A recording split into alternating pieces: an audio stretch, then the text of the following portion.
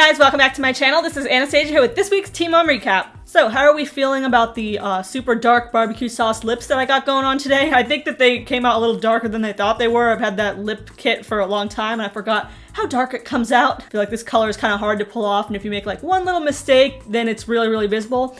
But regardless, before I get started, I would love it if you guys would go ahead and subscribe to my channel. I post new videos every single week, sometimes even 2 videos a week, depending on how many episodes they air. And we talk about the latest episode of Teen Mom 2, Teen Mom OG, and Young and Pregnant, as well as news going on in the Teen Mom world. So go ahead and subscribe if you're interested in that. Anyway, let's go ahead and get started. This episode starts with Chelsea. She's having a gender reveal, not exactly a party. She asks her kids to guess which gender that the baby is. Lane guesses Blue and Watson guesses Watson. They go to the new house for some reason to have this party with no one else there but them. Thankfully, they aren't doing one of those weird ass gender reveal parties where they like light up a stack of dynamite and then hope that anyone's alive to see the color of the smoke afterward. That wouldn't be great for their house in progress. No, they just do poppers and no one else is there. The confetti is pink and it's a girl. Chelsea thinks it's sweet that Watson is the only boy, and might stay the only boy if she decides to not have any more children. In a few years, I don't think Watson will think it's so sweet though. All of Leah's girls are forced to do e-learning due to coronavirus, and this is a little bit hard for Addie, who is definitely the class clown and kind of thrives off of that. Leah says,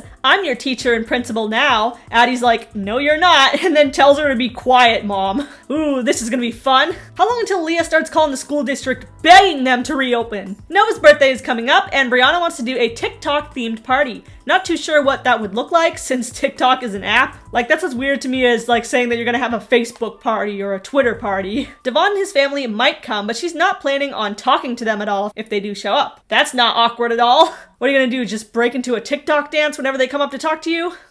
Devon did apologize for him going off on Brianna, but Brianna doesn't take it seriously. She thinks he just said that so he wouldn't be uninvited to Nova's party. She's mad that he refused to give her money, yet he never actually said that he didn't have it to give to her. He just didn't want to give it to her. And now he's posting money on Insta, Gucci sneakers, designer clothes. That's what really pisses her off, and MTV even shows some of these lovely photos. And then he does all this whining about how MTV doesn't pay him enough, so take that as you will. Last week, we saw Kale talking about how easy of a baby Creed was, sleeping through the night, not really crying, and all I could think was, this girl is gonna eat her words in a few days. And that's exactly what happened. Now she says that Creed is baby difficult, and she's getting really frustrated. He also gets very tongue-tied and is going to need something clipped on his tongue, which sounds very scary to say the least, but apparently it's not uncommon in babies. Chris bought diapers for the baby weeks ago, but he hasn't seen the baby since then, so Kale is on her own. With her nanny, of course. But she admits that he was supportive at the birth and she didn't argue with him. She talks a little more about the experience giving birth. Apparently Creed wasn't breathing when he was born and Chris looked terrified. And the midwife had to, I guess, do some sort of CPR or push on his chest to start him breathing. And thankfully after that he began breathing and he was fine from there on out. Kale was thinking, I'm 45 minutes from the nearest hospital, and she realized that there's a sort of peace of mind to being in a hospital because you're surrounded by doctors, whereas her midwife, while she's trained to help give birth, she's not a doctor. So if something goes seriously wrong, it can be very worrying. The producer keeps pushing her about Chris, and she says Chris has supervised visits, but he doesn't use them. She also says that Chris can contact me in writing, but he doesn't. Now, I don't know if that means that he can contact her on the phone or what. Or is he really supposed to be writing her a letter and putting it in the mail every time he wants to see his kid? I'm sure Kale would love that. She'd probably like pretend that they're love letters and add it to her Chris shrine in her closet. You know how like Helga and Hey Arnold had that Arnold shrine? I swear that Kale has one of those of Chris. Jade's producer is trying to discuss Sean's previous fight with Jade, but talking to Sean is much like talking to a brick wall, and similar in intelligence too. Sean refuses to talk, and he just says, I don't see a problem. Damn, if I lived in a house rent-free, job-free, free food, meals all paid for and cooked for me, at age 30, I wouldn't see a problem either. Living the life. Jade tried to talk to her mom on the phone, but Sean is once again unable to stop Chloe from running wild. Dude, stop! Bro, come on, man. Quit, bruh. He literally talks to Chloe like she's one of his friends pissing him off during a Fortnite game. She is not your bro. She's your child. Jade's like, this kid is driving me insane. Unclear which one she's talking about. She hangs up on her mom and scoops up 3-year-old Chloe and puts her in the crib. I don't know anything about babies. She seems a little old for a crib, but again, don't know anything about babies. Both her and Sean are like a little rough with Chloe. They're almost like dragging her around, picking her up. I'm assuming because they're just so stressed out they can't handle it anymore. Leah meets up with Corey and they briefly discuss schooling with the girls, and Leah gets in the car, takes the girls home. Leah goes into motivational speech mode again. Like, mommy has been feeling a bit of anxiety with e-learning lately, guys, but we just have to remember to be strong. And Gracie literally starts plugging in her phone as Leah is talking, probably to connect to Spotify, and drown out the wah wah wah, wah wah wah wah wah wah wah Charlie Brown teacher sounds coming out of Leah's mouth. Chelsea and her uneven spray tan go to the new house again and talk to Cole. She really wants the kids to do in-person schooling because she can't handle them all at home. Aubrey really wants to, Cole. Cole is worried about Watson going back to school since Watson was previously sick in the hospital with tubes in his ears and he had to have surgery. Chelsea still thinks it's very important for Watson to have social interaction. Kale's kids interview each other in this next scene, which is kind of cute. Kale isn't having so much fun though. She says Creed wakes up 4 times during the night and he's the most tiring out of all her kids when they were babies. He doesn't eat enough because of his tongue, so he doesn't sleep well. Nova is having a full-fledged birthday party. But the crew refuses to participate in that COVID hotspot, so it's mostly self-shot footage. Devon and his family do come to the party. Devon admits that their previous argument was pointless. He's like, I was so out of line. He's like, well, me and Brianna don't actually usually solve the problems that we argue about, so maybe we'll talk about it another time. You know, maybe or maybe not. Leah's kids are getting ready to do e-learning, and Addie says, Mommy's on her period. She's gonna be the meanest principal. This child, does she even know what a period is yet? And Leah's response, by the way, is just, yes, I sure am. Leah's producer's like, okay, so what does these girls' discipline look like? Make sure my kids don't turn out like this. Addie decides to respond to him. She says, nothing. I can tell you that right now.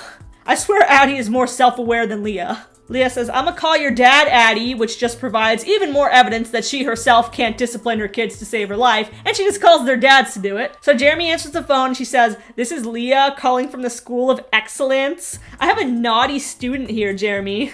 And it sounds more like they're flirting than trying to discipline their child. Jeremy's like, Addie, I'm gonna throw away your shit if you keep it up. And she says, no, you're not, because then you wasted all that money, Dad.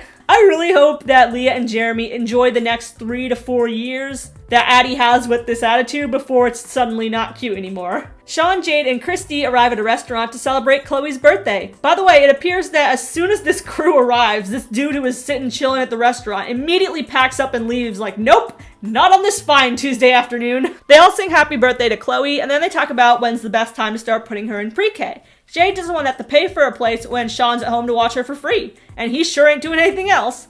Christy suggests that Sean maybe do DoorDash or Uber Eats or something. And Sean's like, yeah, I don't know, I'm going back to school, you know. Jade's like, yeah, Sean, but you can do school part-time and work too. This is obviously a sore spot for both of them, and they start fighting in the middle of the restaurant. Sean thinks Jade is controlling his life. And Jade's like, it's not that hard, dude. It's just high school. And you're 27. And I was in school working every weekend. It's possible to do. Fighting is starting to escalate. And Christy says, let's not look like a bunch of white trash up in here.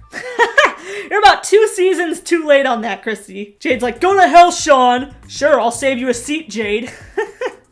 I'm sorry, but this is one of the funniest Jade family fights that we have seen on this show, and there's a lot of stiff competition. Outside Brianna's COVID party, she complains that Devon's family only comes for the celebrations, that sweet, sweet, free-ass food, but they never show up when Nova is sick or for the boring parenting stuff. Roxanne's perspective is, well, at least they're here. Let's just suck it up for today and let the kids have fun. And not start yelling over the guardrail of your staircase to suck my dick like you did last time when you fought with Lewis at the party. Chelsea and Cole drop off Watson at school, but Cole has a hard time over it. He's sniffling, almost even crying, and he says, I thought I would be alright with this, but I'm not. I can't even speak right now. He's actually more torn up over it than Chelsea even. It's kind of cute. Kale takes Creed to get his tongue clipped, which sounds like something that you would do to a dog. She comes back to the car pissed and calls her friend like, guess what, girl? I get up at the ass crack of dawn to come to this doctor, and then the ENT tells me that his tongue is just fine. After the pediatrician and the midwife both said that he wasn't fine. She thought she had found the reason that Creed was being such a difficult baby, but it turns out it's actually just karma.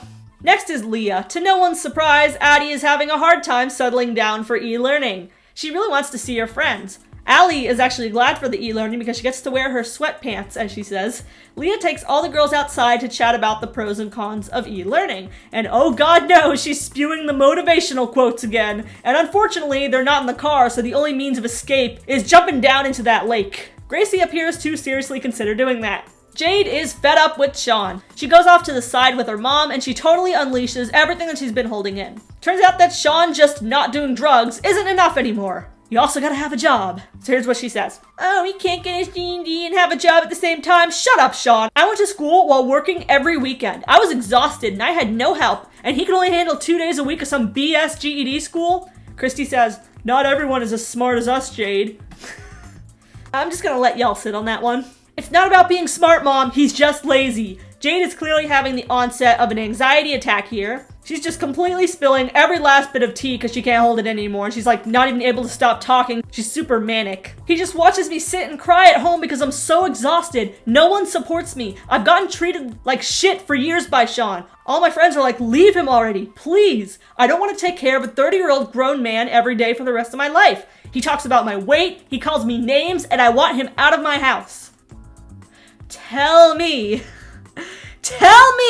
that this dead tooth having deadbeat unemployed dude is not making fun of Jade's weight. My guy, you want to talk about weight? You're punching way above your weight with this entire relationship, dude. The relationship between Jade and Sean is a prime example of why dating an ugly dude will not make them treat you better, unfortunately. And I think I've mentioned that before, but it really bears telling again. You can say what you want about Jade's weight, but she's a very gorgeous girl. She actually looks kind of like a Bratz doll, whereas Sean, is Sean and his dead tooth. Like, dude, please go to the dentist and the unemployment office before making fun of your girlfriend's weight. It's just disgusting. And that's all for this episode of Teen Mom 2. Do you believe, Jade, that Sean is calling her names and making fun of her? Do you think that Leah disciplines her girls appropriately? And are they going to be a nightmare in a few years? Make sure to leave a comment down below and make sure to subscribe for Teen Mom recaps every week.